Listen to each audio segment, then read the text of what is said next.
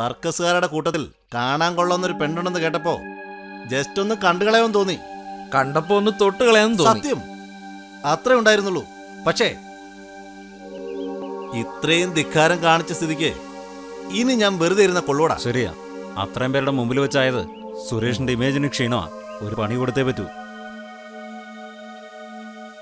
എടുത്തിയാടണമെന്ന എന്റെ അഭിപ്രായം. അവൾ അത്യാവശ്യം തന്റേടിയാണെന്ന് എനിക്ക് തോന്നുന്നത്.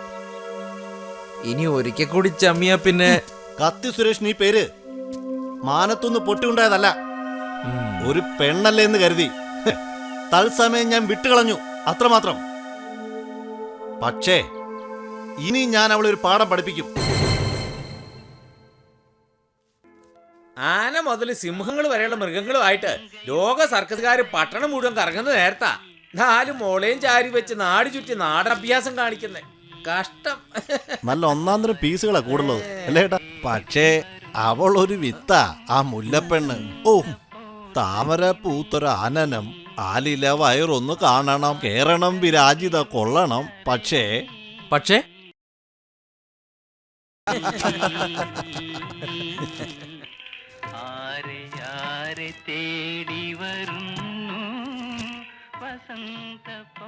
അണ്ണാ, ഒരു സർബത്ത്.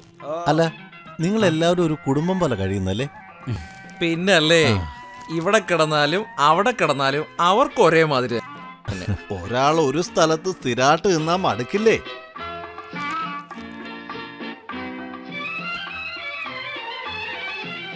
പിന്നെന്താ പ്രശ്നമെന്ന് വെച്ചാ,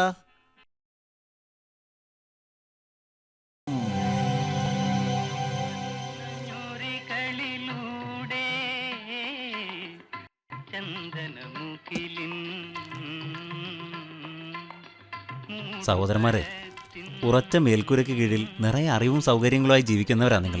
വെറും കാറ്റടിച്ചാൽ പോലും പറക്കുന്ന ശീരികൾക്കുള്ളിൽ ജീവിതകാലം മുഴുവൻ കഴിയേണ്ടവരാ ഞങ്ങൾ.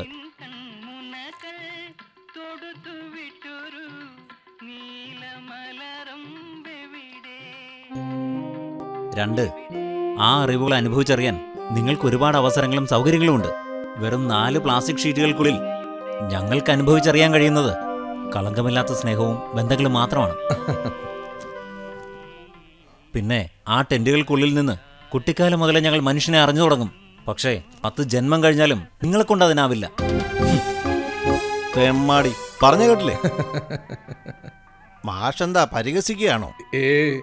അതെ, തെമ്മാടിത്തരം പറഞ്ഞിട്ട് എന്തേ ആരും ഒന്ന് പ്രതികരിച്ചില്ല? അത് പെട്ടെന്നായപ്പോ അതാ കുഴപ്പം. നമ്മൾ ഈ വലിയ മനുഷ്യന്മാർക്ക് ഒരു കുഴപ്പമുണ്ട്, സത്യത്തിന് മുമ്പിൽ പകച്ചു പോവും. പപ്പ, ഒരു സർബത്ത്. ശരി പക്ഷേ എത്ര നേരം ഇവിടെ ഇരിക്കണോ? ആ, ഇതാ അവര് വരുന്നുണ്ട്.